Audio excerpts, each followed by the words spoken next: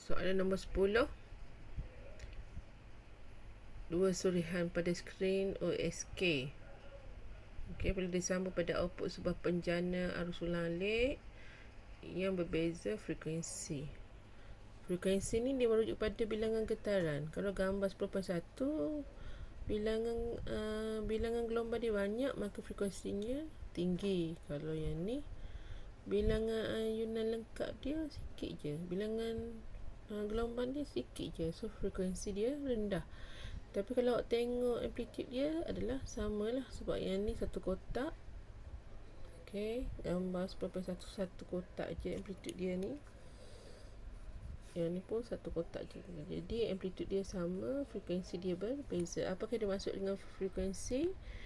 Okey, frekuensi maksudnya adalah bilangan ayunan lengkap dalam masa satu saat. Okey, soalan kedua. B. Berdasarkan raja 10.1 dan 10.2, bezakan amplitude. Okey, amplitude adalah sama. Itu jawapan dia.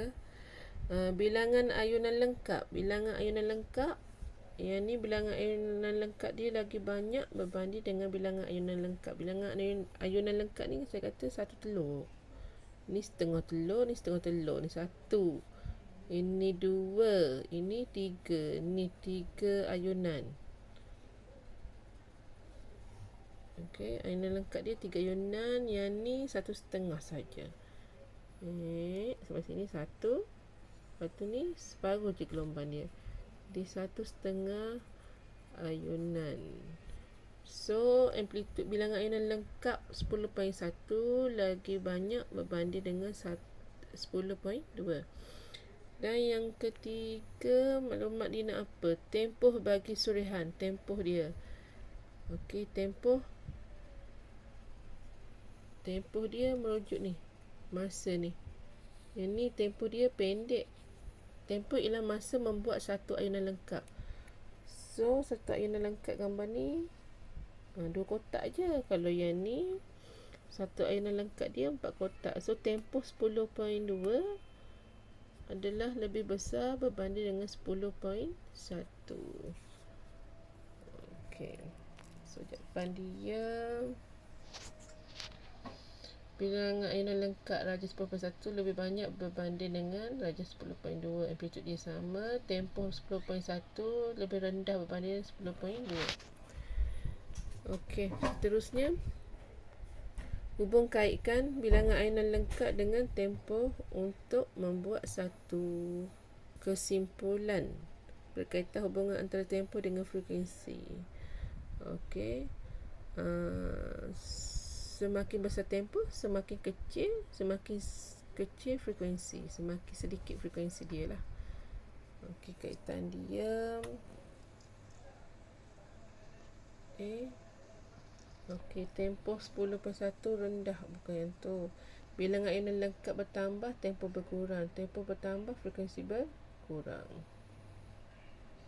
Itu jawapan dia. Okey, soalan C. Raja 10.3 menunjukkan satu tala bunyi yang menghasilkan gelombang bunyi. Tala bunyi ni macam mana tala bunyi ni mengeluarkan bunyi? Mesti yang first kali mesti ketuk dulu. Ketuk. Bila ketuk, dia akan bergetar. Okey, kat sekeliling ni ada udara. Jadi dia akan turut, bila awak ketuk ni, dia bergetar ya. Dia bergetar, so dia akan menggetarkan molekul udara kat depan ni. Jadi molekul udara pun turut bergetar. Jadi tenaga dia tadi dari sini dia pindah ke sini, dia akan turut pindah. Jadi dia akan menghasilkan bunyi lah. Kita tengok jawapan dia macam mana. Okey, tala bunyi bergetar. Itu pertama dia, molekul udara bergetar. Ada satu siri mampatan dan regangan terbentuk. Kita tahu bunyi ni adalah siri mampatan dan regangan. Kena explain juga yang tu. Okey, seterusnya zat-zarah medium bergetar dalam arah yang selari dengan arah perambatan gelombang. Tenaga dipindahkan. Semasa getaran berlaku tu, tenaga dipindahkan. So 2, 4, 5 markah. 4 markah. Jadi boleh pilih mana lah ni. dapat markah sahaja.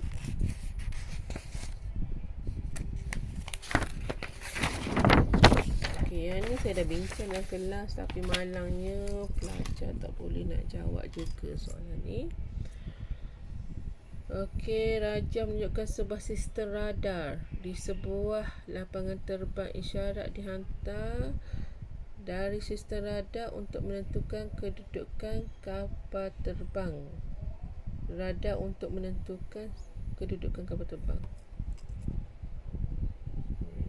Okey, sini dalam gambar sebenarnya dah ada jawapan dia. Bentuk piring tu macam mana parabola? Dia mesti ada penerima isyarat.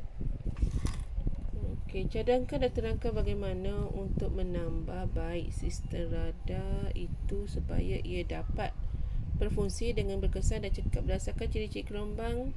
Ciri-ciri gelombang. Gelombang apa? Kita kena pilih gelombang apa. Gelombang radio. Ke radio ke mikro? Okay, gelombang radio ataupun gelombang mikro. Radio atau mikro. Piring parabola dia besar lah. Okay, saiz dia mesti besar. Kemudian ciri gelombang lagi mesti panjang gelombang tinggi, besar. Sebabnya dia boleh pergi jauh kan. Ciri gelombang frekuensi tinggi lah.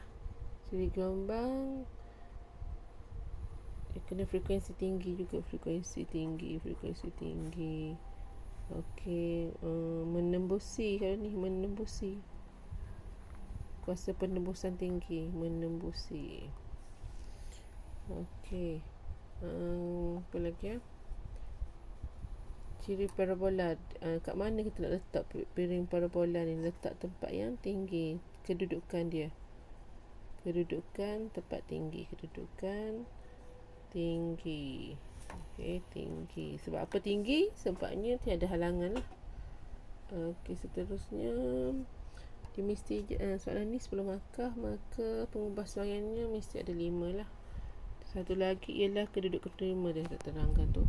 Kedudukan ini mesti tinggi. Kita tengok jawapan dia. Okey, itu jawapan dia. Okey, pertama, gelombang mikro radio, frekuensi tinggi, tenaga tinggi, mudah dipantulkan, penembusan tinggi. Okey, frekuensi tinggi, ciri gelombang dia maksudnya tinggi ni berbanding gelombang lain lah. Kalau nak banding dengan gamma tu, dia tak adalah tinggi sangat. Okey, ciri gelombang frekuensi tinggi. Salah ni. Okey, frekuensi tinggi dia boleh kerana tenaga tinggi, mudah dipantulkan, penembusan tinggi. Ciri piring parabola, saiz atau diameter dia besar, dapat menerima atau mengumpul banyak isyarat. Kalau saiz dia kecil, sikit je isyarat yang diterima. Okey, ciri piring parabola yang seterusnya mestilah diletakkan di tempat yang tinggi supaya tak ada halangan. Kedudukan penerima isyarat mestilah berada di titik fokus. Okey, tu kedudukan penerima isyarat ni tengah-tengah. Dia mesti berada di titik fokus. Okay, so kalau soalan pengubahsuaian ni mesti jawab dalam bentuk jadual. Ada pengubahsuaian, ada penerangan. Tak nak buat dalam bentuk ayat panjang tu. Okay, soalan seterusnya, soalan yang ke 11. Okay, 11.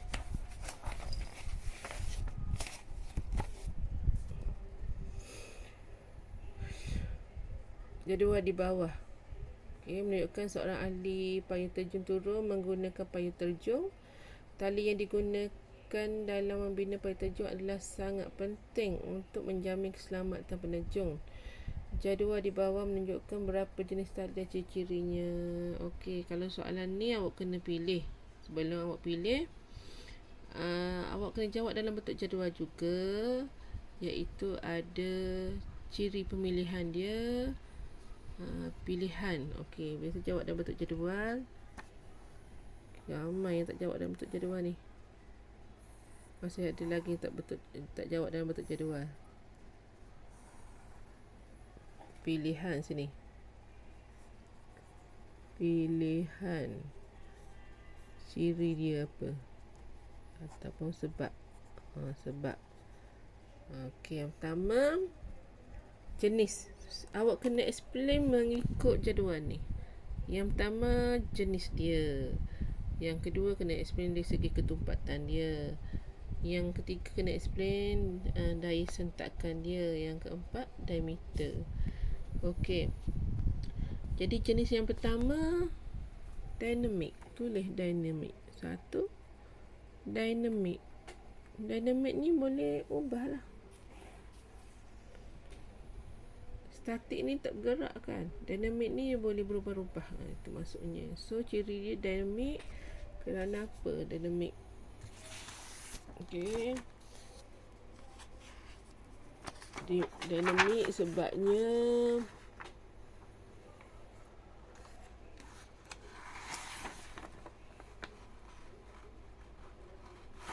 ni soalan skema saya. Okey, jadi dynamic. Okey, tak apalah, kita bincang sendiri. Dynamic kerana dia boleh lentur. Okey, lentur. Boleh lentur. Okey, yang kedua ni boleh dilenturkan lah. Awak jawab macam tu. Yang kedua, ketumpatan mesti rendah. Ketumpatan rendah. Sebab apa rendah? Sebab dia ringan, senang dibawa. Ringan, tidak membebankan. Membebankan. Okey.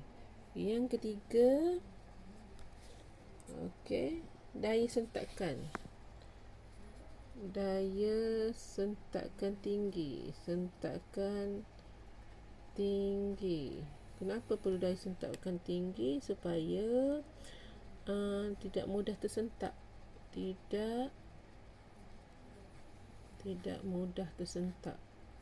mudah tersentak. Jadi kalau cepat tersentak, dia akan membahayakan kepada penerjun tu. Yang keempat, diameter. Diameter kecil lah. Diameter kecil. Okey, supaya dia ringan jugalah. Ringan. Okey, diameter kecil supaya dia ringan. Okey, dari segi tu apakah dynamic? Okey, kita tik. Ciri pilihan dia macam ni. Tik dynamic. Lepas tu ketumpatan dia rendah. Yang ni rendah, yang ni pun rendah. Okey, kemudian daya sentakan tinggi. Ni 2000 tinggi. Kemudian diameter kecil. Okey, diameter kecil, yang kecil sekali 1.4. Okey, 1.4. Yang ni sederhana lah. Diameter dia sederhana. Okey, tu berbalik. Diameter dia sederhana. Okey. So, yang banyak sekali tik. Okey, yang ni lah Q. So, Q menang. Okey, jadi pilihannya adalah Q kerana ulang balik. Kerana jenis dynamic. Ni awak tulis di bawah tabel tadi. Dynamic, ketumpatan rendah, daya sentakan tinggi, kemudian diameter sederhana. Itu jawapan dia.